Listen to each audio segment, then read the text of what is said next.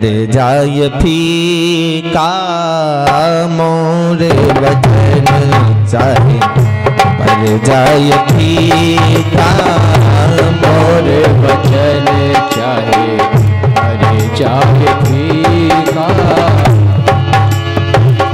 संत वचनों पर थर की लीका, संत वचनों पर थर की लीका मोर वचन चाहे पर जाय फीका मोर वचन चाहे पर जाय फीका मोर वचन चाहे पर जाय फीका मोर वचन चाहे पर जाय फीका।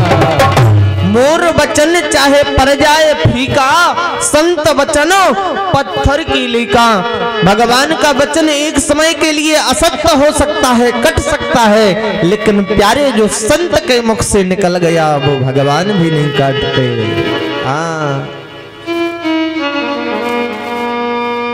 भगवान के भक्त ने जो कह दिया भगवान उसे असत्य नहीं होने देते, चाहे फिर भले ही अपना मान टल जाए। प्रबल प्रेम के पाले पड़कर प्रभु को नियम बदलते देखा, अपना मान टले टल जाए भक्त का मान न टलते देखा। भक्त के मुख से अगर कोई शब्द निकल गया तो उसे पूर्ण करना भगवान का परम कर्तव्य बन जाता है। आज आत्मदेव जी पंडित जी गए हैं, अपनी पत्नी धुंधली को फल दिया, देवी इस फल को पाओ और सत्य बोलना है, भगवान की सेवा करना है, सदाचारी व्रत का पालन करना है। महाराज और पंडित जी वापस तपस्या के लिए निकल गए। इधर धुंधली ने अब उस फल को देखती और विचार करती इस फल को खाएं या ना खाएं। पंडित जी जैसे ही निकले तो महाराज इनकी सहेली जो बहन है वो पधारी घर पे। क्या हो रहा है बहन? बहन कुछ नहीं, ये फल लेकर के आए हैं। पंडित जी कहते हैं कि इस फल को पालो और इससे पुत्र होगा। क्या फल के खाने से कहीं पुत्र होता है? बहन ये तो नहीं कह सकते कि फल के खाने से पुत्र होता है, लेकिन अगर संत का प्रसाद है तो इस प्रसाद से निश्चित ही पुत्र होगा, ये बात निश्चित है। लेकिन प्यारे धुंधली की मानसिकता इतनी खराब, उसके मन में तरह तरह के विचार आते हैं। मैं इस फल को खा लूंगी, मेरा पेट बड़ा हो जाएगा, मुझसे कम भोजन होगा, मैं दुबली पतली हो जाऊंगी, फिर मैं लड़ाई नहीं कर पाऊंगी। और कहीं कदाचित वो गर्भ 12 वर्ष तक सुखदेव जी की तरह ठहर गया तो मैं तो मर ही जाऊंगी, मेरा पेट फट जाएगा। फिर मन में विचार करती है अगर मेरे पेट में वजन बढ़ गया और कदाचित गांव में आग लग गई तो सब तो भाग जाएंगे, मैं जल करके मर जाऊंगी। न जाने कितने तरह तरह के विकृति वाले विचार मन में आते हैं।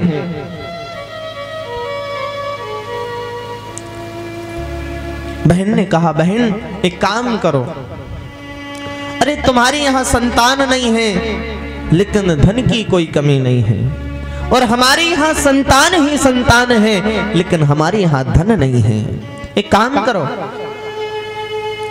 मैं भी गर्भ से हूं, मेरे जब बालक होगा तो मैं तुम्हें वो बालक दे दूंगी, लेकिन मेरे पति को कुछ थोड़ा सा धन दे देना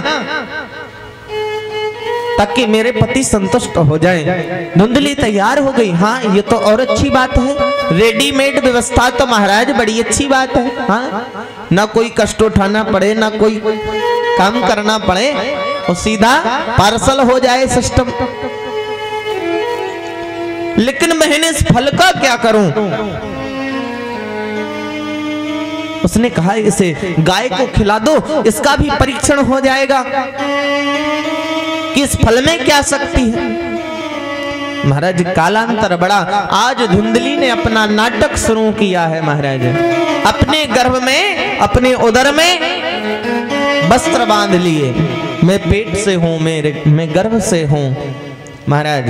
अब बनावटी स्वभाव तो धुंधली का पहले से था। हाँ, समय बड़ा। समय चलने के पश्चात जैसे ही 9वां महीना आया, उस बहन की यहाँ पुत्र ने जन्म लिया। रात्रि में ही पुत्र को बदल करके, धन दे करके विदा कर दिया। शोर मचा दिया, मेरे यहाँ बालक हुआ है, बालक हुआ है। पंडित जी तो तपस्या से लौट रहे थे। बाहर देखा तो महाराज बधाइयां बाज रही हैं, ढोल नगाड़े बाज रहे हैं। पंडित जी ने कहा, भैया क्या हुआ, मेरे यहाँ पर इतना शोर शराबा क्यों, किस बात का उत्सव मन रहा है? सभी लोग कहते हैं, पंडित जी बधाई हो, आपके यहाँ पुत्र ने जन्म लिया है। आज पंडित जी ने भी बहुत सारा धन महाराज बधाई में बांटा है। और समय बड़ा महाराज। 10वें महीने में जो गाय को फल खिलाया, उस गाय के गर्भ से भी एक पुत्र ने जन्म लिया। बस थोड़ा सा अंतर क्या, उसके जो कान हैं वो गौ के समान हैं। इसलिए आत्मदेव जी महाराज ने शीघ्र ही उसका नामकरण संस्कार कर दिया। बोलिए गोकर्ण जी महाराज की जय। जय जय श्री राम। गोकर्ण जी का नामकरण संस्कार हुआ। धुंधली चिढ़ गई, मेरा बालक बड़ा है, मेरे बालक का नामकरण संस्कार नहीं किया। हाँ, और गाय के बालक का नामकरण संस्कार कर दिया, मेरे बालक का भी नामकरण संस्कार होना चाहिए। आज आत्मदेव जी ने वैदिक ब्राह्मणों को बुलाया है, स्वस्ति वाचन का पाठ कराया, भैया नामकरण संस्कार करना है। ब्राह्मणों ने मंत्रणा की कि जैसे पिता का नाम है वैसे ही पुत्र का नाम होना चाहिए, मिलता जुलता। उन्होंने सोचा कि इसका नाम परमात्मा देव रख देते हैं या अध्यात्म देव रख देते हैं। धुंधली ने सुना, बोली सुनो पंडित जी, हाँ 9 महीने गर्भ में हमने रखा, कष्ट हमने सहा, प्रसव पीड़ा हमने सही, और नाम इनका इनसे मिलता जुलता हुआ नहीं, ऐसा नहीं हो सकता। मैंने कष्ट सहा है तो मेरे ही नाम के अनुसार इसका भी नाम होना चाहिए। ब्राह्मणों ने कहा, तो देवी जी आप ही बता दो क्या होना चाहिए। बोली, मेरा नाम धुंधली है तो मेरे पुत्र का नाम धुंधकारी होना चाहिए।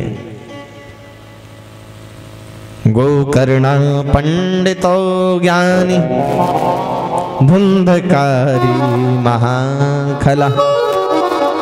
गोकर्ण जी महाराज तो महाराज विद्या अध्ययन के लिए चले गए और बड़े परम विद्वान हुए। इधर धुंधकारी मैया की संगत से बिगड़ गया। प्यारे, माता शत्रु पिता वैरी, ये न बालो न पाठिता। वो माता शत्रु है, पिता वैरी है, जिसने अपने बालक को सुंदर शिक्षा नहीं दी, सुंदर संस्कार नहीं दिए।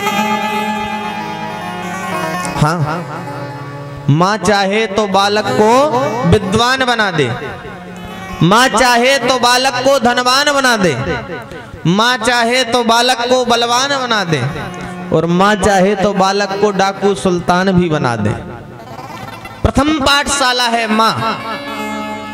माँ जैसा संस्कार अपने बालक में डालेगी, बालक वैसा ही बन जाएगा।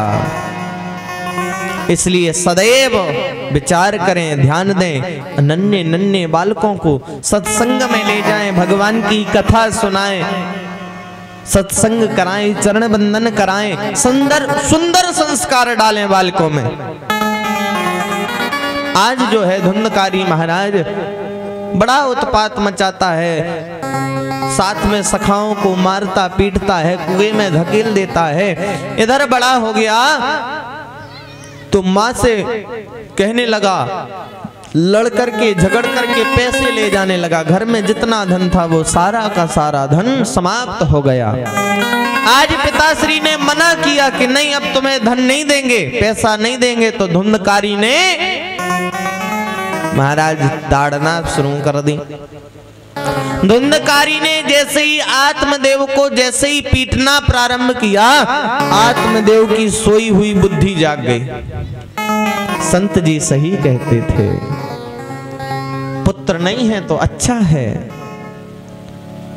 पूत सपूत तो का धन संचय, पूत कपूत तो का धन संचय।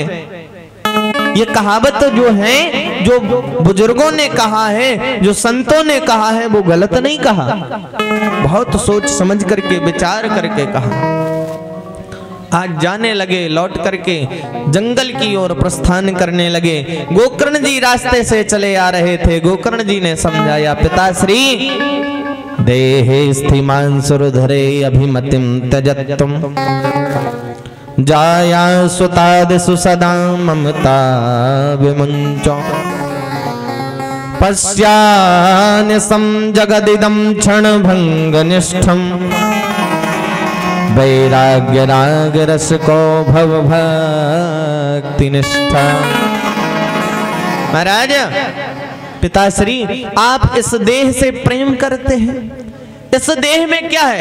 अगर चाचा जी कहते हैं, अब वो कहावत तो हमें नहीं आती खैर, लेकिन उसका भाव यह है कि अगर भगवान ने इस शरीर के ऊपर चमड़ी ना बनाई होती तो कौआ महाराज दिन में नोच के खा जाते।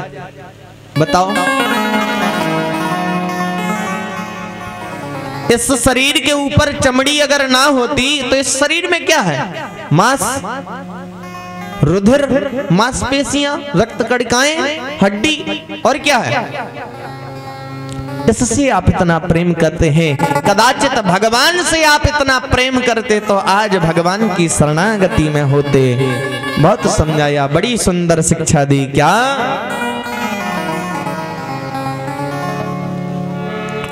क्या तू लेके आया है